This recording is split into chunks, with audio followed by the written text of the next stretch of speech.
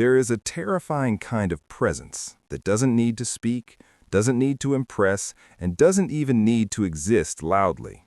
It is the presence of the void, the man who offers nothing, no emotion, no need, no validation, no approval. He becomes a mirror to those around him, forcing them to fill in the silence, to interpret the blankness, to project their own insecurities and desires into the empty space he creates. And in doing so, he gains control over them, not by overpowering them, but by making them collapse into themselves. This is Machiavelli's hidden law. Offer them nothing, and they will give you everything. When you become the void, you force people to do the work.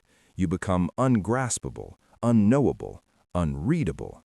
And in a world where everyone is screaming to be understood, your silence becomes obsession. Your absence becomes presence. Your lack of hunger becomes the very thing that draws others in.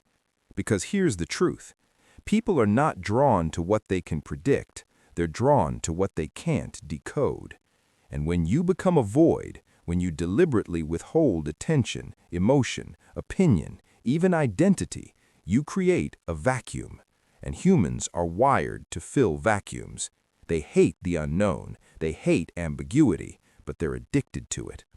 So when you give them nothing, they lean in. They ask more, they chase more, they offer more just to understand you, just to define you, just to gain a foothold in your world. This is where true power begins, not when you declare yourself, but when you let others declare for you. When you speak, they can judge you, but when you say nothing, they must guess. And in their guessing, they often give away far more than you ever would have. That is the genius behind Machiavelli's law of the void. You win not by fighting, but by not showing up to the fight at all. And still, they lose. Most people overshare, they over-explain, they overexpose. They believe that being known equals being respected. But the more you reveal, the more they categorize you. The more you express, the more they limit you. And worst of all, the more you offer, the less valuable you become. Because when something is always available, always visible, always predictable, it is never feared, never wanted deeply. It is just there. It becomes background noise. But when you become nothing, you become everything. You become a space people rush to fill. You become the question no one can answer. You become the silent presence in a loud room that makes everyone lower their voice. This is not passive, it's weaponized emptiness, a deliberate strategy. You do not withdraw because you are insecure. You withdraw because you understand that silence builds altitude, that ambiguity builds obsession, that being unknown is the highest form of leverage. Look at the most powerful figures in history, not the loud ones, but the ones who said little and yet dominated every room they entered. Think of Marcus Aurelius watching the empire crumble without complaint. Think of Genghis Khan offering false treaties before total destruction. Think of Machiavelli himself, writing in exile, speaking to the few, while his silence screamed to the many. The ones who reveal least often shaped the most. Even in nature, this law holds. The black hole devours galaxies not by radiating light, but by pulling it in. The ocean has power, not because it announces itself, but because of its depth, its mystery, its refusal to be held. When you become the void, you move like that, still, quiet, heavy with meaning, and others feel it, even if they can't articulate it. They sense your detachment, your restraint, your self-possession, and that unreachable energy is what makes you magnetic. This is why the most dangerous man is not the one who talks, but the one who watches, not the one who needs, but the one who offers nothing. He doesn't react, he doesn't seek, he doesn't impress. And because of that, everyone around him becomes reactive, desperate, performative, trying to draw him out, trying to make him visible. But he remains still, and in that stillness, he controls the room. Understand this, the void makes others confess. When you're silent, they talk more. When you're cold, they offer warmth. When you withhold, they overshare. And every time they give more to fill your nothingness, they lose leverage. You don't steal it. It is surrendered. That is why you must never rush to be known. You must never fight to be understood. You must never give them your full shape. Blur the edges. Let them wonder. Let them chase. Because the more they chase, the more they invest. And the more they invest, the more they obey. The modern world punishes mystery. It wants you loud, transparent, emotionally exposed. But that's because it fears silence. It fears the man who doesn't need to be known because he cannot be controlled. He cannot be framed. He cannot be tamed. The man who becomes the void doesn't just escape judgment. He becomes the one who judges because everyone else is dancing for attention and he's not even clapping. And yet everyone waits for his move. You must train yourself in this. It will feel unnatural at first. You will want to speak, to respond, to declare your truth. Don't. You are not here to be understood. You are here to be felt. And the less you give, the more they feel. Every unanswered question becomes a hook. Every delayed reply becomes an emotional investment. Every moment you choose silence over reaction adds to your weight. And soon, you're not just a man. They experience you as a force, an element, a presence they cannot ignore. And here's the final layer. The void is not emptiness, it's discipline, it's control. You feel everything, but you show almost nothing. You calculate before you speak. You delay before you act. You never reveal your hand unless you've already won the game.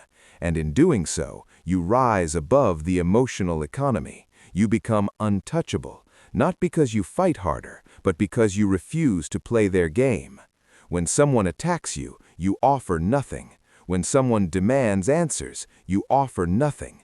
When someone begs for validation, you offer nothing. Because the moment you offer something, you enter their frame, and your power dies in their hands. But when you become the void, they shape themselves around you.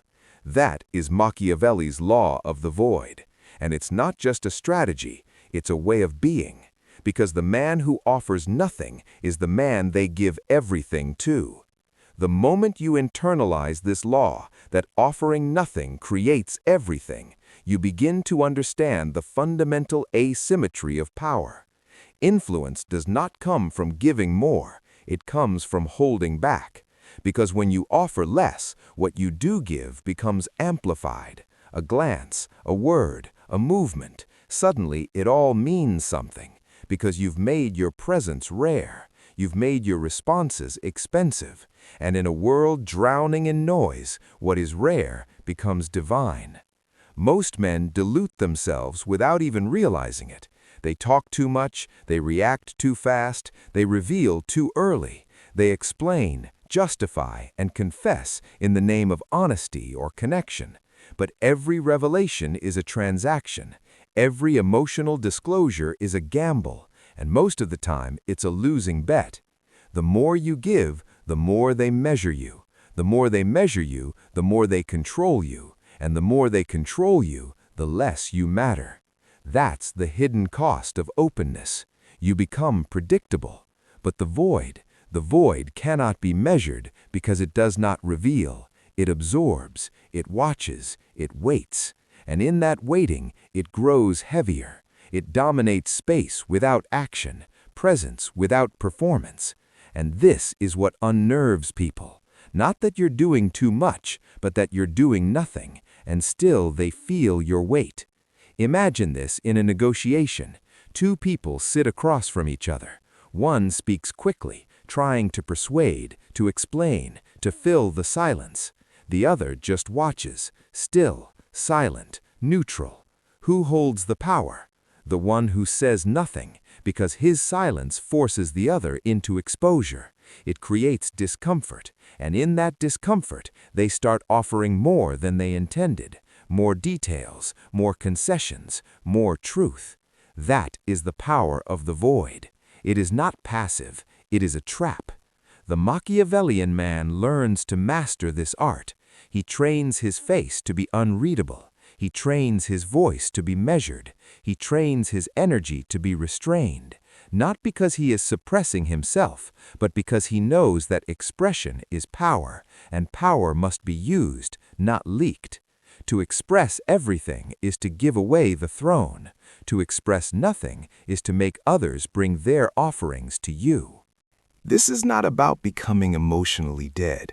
It is about becoming strategically empty. To be full of awareness, but empty in expression.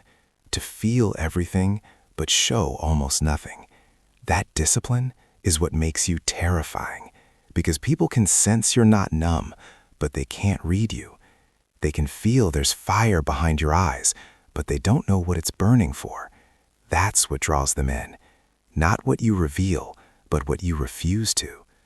Now, Guy, apply this to relationships. Most people give too much too soon. They pour their thoughts, their past, their emotions into someone else's lap, hoping it will build intimacy. But it doesn't. It builds familiarity, and familiarity kills mystery. The person who gives too much is loved for convenience, not for power. But when you give nothing, no emotional validation, no explanation of your feelings, no desperate attempts to be understood, you become fascinating. People lean in, trying to figure you out. They assign depth to your silence. They imagine complexity in your restraint. And in that imagination, they create your legend. Because here's the truth most won't admit. People don't fall in love with you. They fall in love with what they imagine you are. And the less you give, the more space they have to project. If you want to be remembered, don't explain yourself. Let them wonder. Let them obsess. Let them try to make sense of you in your absence. That's how you haunt them long after you've left the room. Even enemies are weakened by this law. A man who insults you expects a reaction. He expects emotion. He wants to see if he hit the mark. If you respond, even in fury, you confirm his relevance. But if you remain still, blank, unbothered, you deny him everything. And in that denial, you win, because he cannot read your silence. He cannot feed off your energy, and eventually he begins to question himself. Did I miss? Did he not care? Did I even matter? And doubt, once planted, grows like rot. You didn't destroy him with force. You destroyed him with emptiness. Machiavelli understood this on a political level. He advised rulers to be feared more than loved, but more importantly, to remain mysterious. The prince who shows all his cards invites betrayal, but the one who moves unpredictably, who speaks sparingly, who reveals only what is necessary, he becomes a legend. People begin to speak about him in whispers. They speculate, they invent stories, and in doing so, they build a myth larger than reality. That is the power of the void. People fill it with their own meaning. Now, this law becomes even more dangerous when combined with presence. If you are nothing and look like nothing, people forget you. But if you are nothing and look like power, like confidence, like danger, you become unforgettable. That contrast is what leaves a mark. The stone-cold eyes and a calm face, the silence that radiates gravity, the unspoken confidence of a man who walks through noise without reacting to any of it. You don't need to convince people of your worth. You need only carry yourself like someone who does not explain. And once they feel that posture, they will either rise to your level or fall trying. Let's take this further. In every situation, your first weapon is silence. Not as a gimmick, but as a test. Say less in meetings. Respond slower in conversations. Offer nothing emotional when confronted. Watch what happens. Most people will trip over themselves to break the silence. They'll overcommit. They'll over-reveal. They'll try to pull you in. And you won't need to do a thing. Because when you are the void, the world reacts to you. And that's the ultimate advantage. You dictate tempo. You control rhythm. You create discomfort by simply existing. This is the opposite of desperation. Most people need to be seen. You do not. Most people need to be liked. You do not. Most people need to be understood. You become powerful because you don't. And your refusal to participate in their emotional economy is what makes you rich in influence. They start to give. They start to chase. They start to open. And all you gave them was nothing. Not because you are withholding, but because you are the void. And in the void, there is no need, only gravity. And gravity always pulls without effort. This is the Machiavellian law that most will never practice because it demands inner stillness. It demands composure. It demands the strength to not perform. But once you master it, you'll never chase again. Because when you become the void, they will bring you everything just to escape the silence you never try to break. Once you understand that silence is not absence, but dominance, you stop treating expression as power. You start treating containment as control. You realize that the less you offer, the more you are pursued, not because people are kind, but because they are addicted to the unknown. Curiosity is the most manipulative force in human psychology, and when you master the art of offering nothing, you become the source of that addiction, not through lies, not through seduction, but through your refusal to fill in the blanks. This is not about playing games. This is about removing yourself from the game entirely. You are not unpredictable because you try to be. You are unpredictable because you give them nothing to predict. There is no rhythm to follow, no emotional trail to decode, no pattern to exploit. You become the blank page that drives them insane, because most people are so accustomed to reading others like cheap books that when they encounter someone with no pages, no narrative, and no explanation, they spiral. And the deeper the spiral, the deeper their investment, because that's the paradox of the void. The less you give, the more they give. They fill the silence with effort. They project their hopes, their fears, their fantasies into you. They build a version of you so powerful that it overshadows the real thing. And you say nothing. You remain calm. You remain still. You remain unknown. Let's talk about power dynamics in everyday life. Walk into a room where everyone is trying to prove something. Status, intelligence, charm, authority. They perform, they posture, they signal. Now you imagine a man who walks in, sits down, and says almost nothing. He listens. His eyes don't dart around nervously. He doesn't laugh to fit in. He doesn't interrupt. He doesn't chase the spotlight. He becomes the spotlight. Not because of what he does, but because of what he refuses to do. Everyone else is trying to be seen. He's fine with being invisible, and that terrifies them, because if he doesn't want to be seen, maybe he's already above them. That's the effect of the void. It's not passive. It's threatening, because it implies control. Control of self, control of impulse, control of narrative. And the man who can control himself will always end up controlling others. Machiavelli would say, if you must reveal something, let it be exactly enough to create uncertainty. Say something cryptic and walk away. Smile without context. Withhold praise. Delay your answers. Always keep them guessing. Not because you enjoy cruelty, but because guessing is a form of submission. When they are guessing, they are no longer thinking about themselves. They are now trapped in your frame. The void doesn't ask for loyalty. It creates it. The void doesn't seek validation. It reverses it. The void doesn't move forward to be welcomed. It waits to be invited, and makes others question whether they even deserve its presence. This is psychological warfare, subtle, elegant, devastating. Now look at relationships through this lens: romantic, social, professional. Most people believe that connection requires expression, and yes, it does eventually, but the most high-value people don't reveal themselves quickly.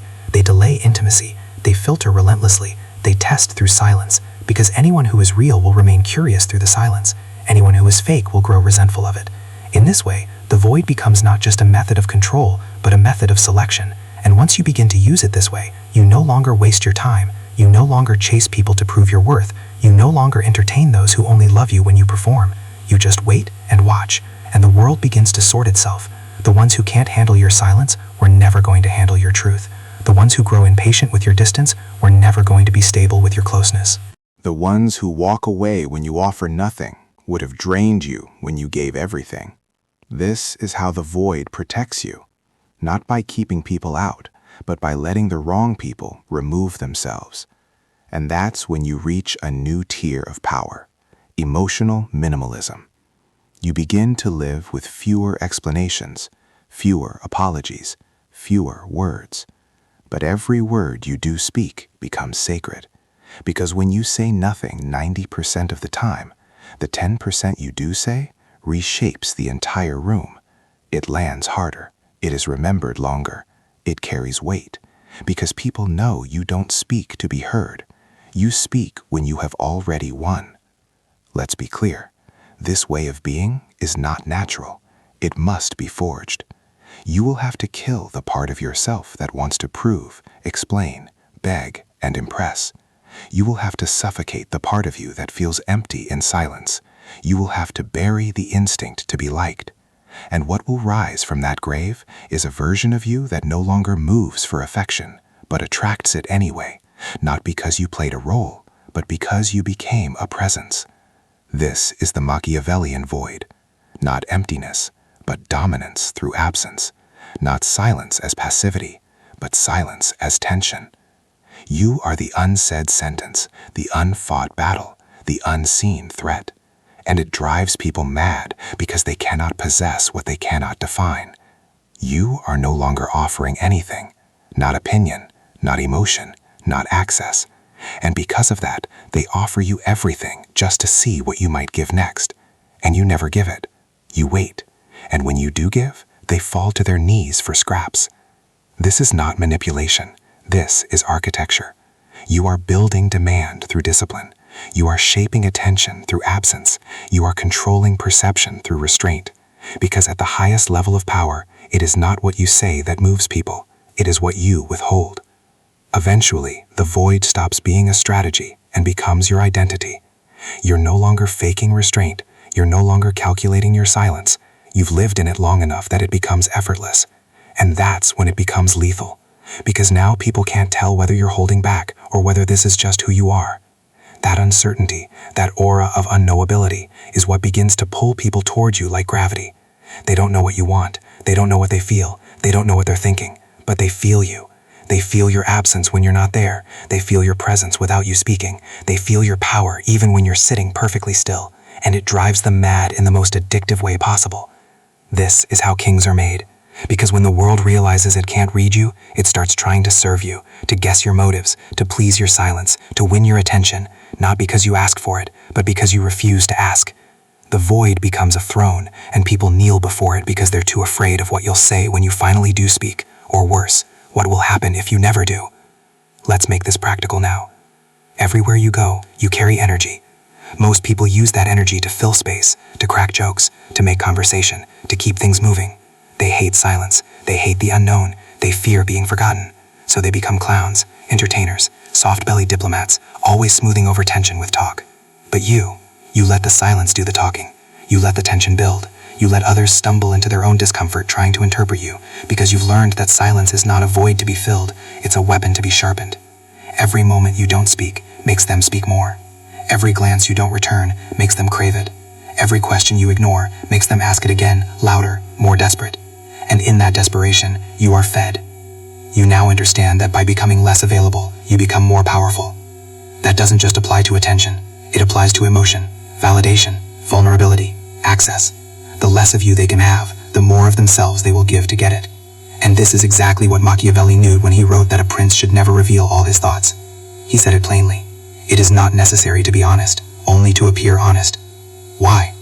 Because revealing your true mind makes you predictable. And what's predictable is controllable. But the void cannot be predicted.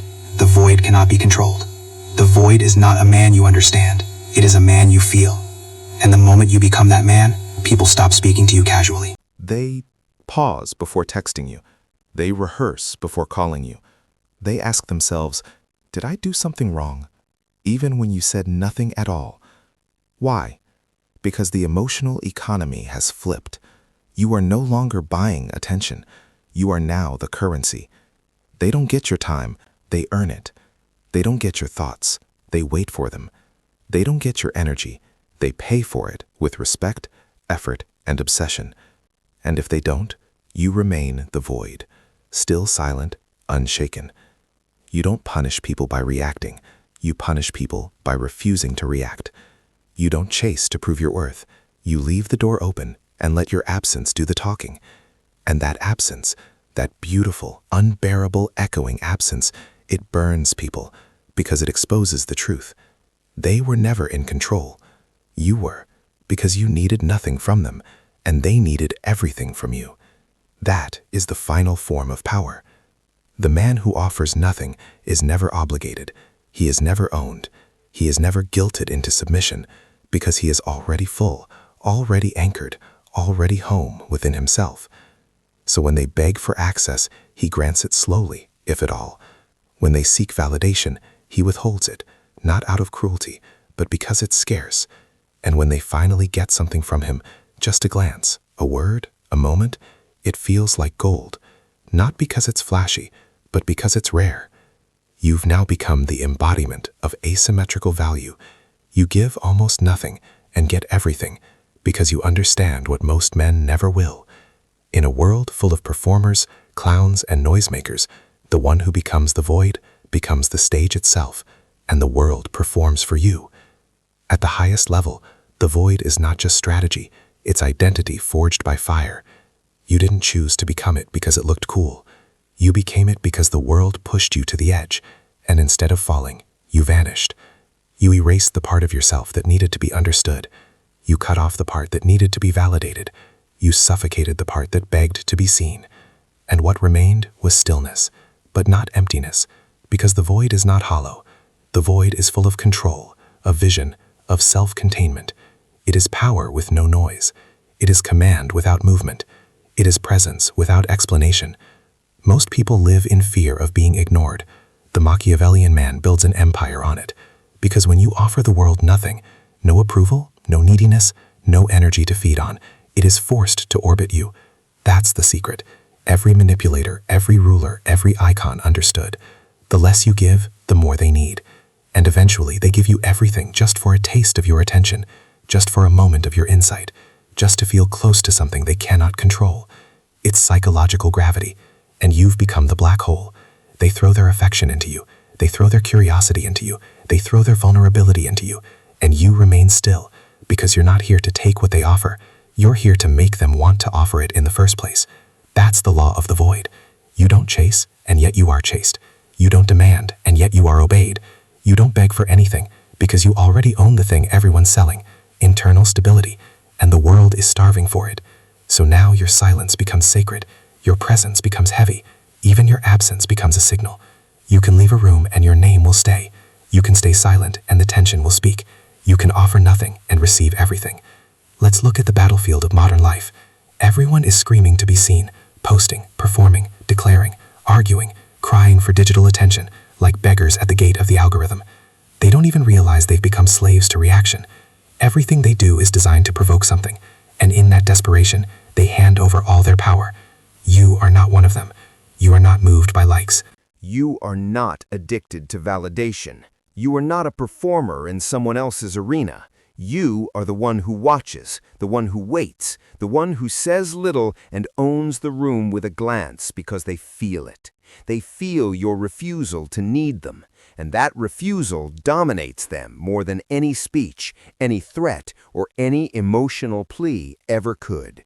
This is how kings rule, with silence, with composure, with boundaries so strong that others mistake them for walls.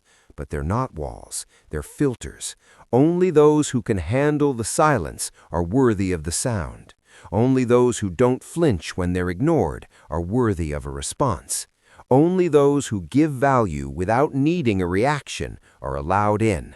That's how you scale the void, from psychological power to social empire. Because now your silence is not just power, it's branding, it's reputation, it's your currency. People talk about you when you say nothing. They study your words like scripture because you say so few. They watch your moves like prophecy because they're so rare. This is not mystery as a tactic. This is discipline as destiny. Because here's what no one tells you.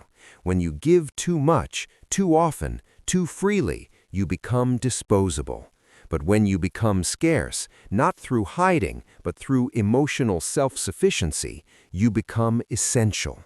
People don't want what's available, they want what feels earned. And when you become the void, everything you give feels earned. Even a glance, even a reply, even your silence. That's what drives them mad. They know you're watching, they know you're aware, but you don't move until you choose to. And when you do move, you get full attention, full obedience, full leverage, because they know you could have ignored them. They know you don't need them. And that's exactly why they give you their soul. Now you've reached the final layer. You've become the unmovable object, not because you're stubborn, but because you're full, full of direction, full of presence, full of power. And in this fullness, you offer the world nothing, no explanation, no hunger, no desperation. And in return, they offer you everything they once withheld from everyone else: respect, loyalty, obsession, obedience, because they feel it now. They feel what you are. You are the man who does not react. You are the man who cannot be pulled. You are the man who does not beg. You are the void, and the void always wins.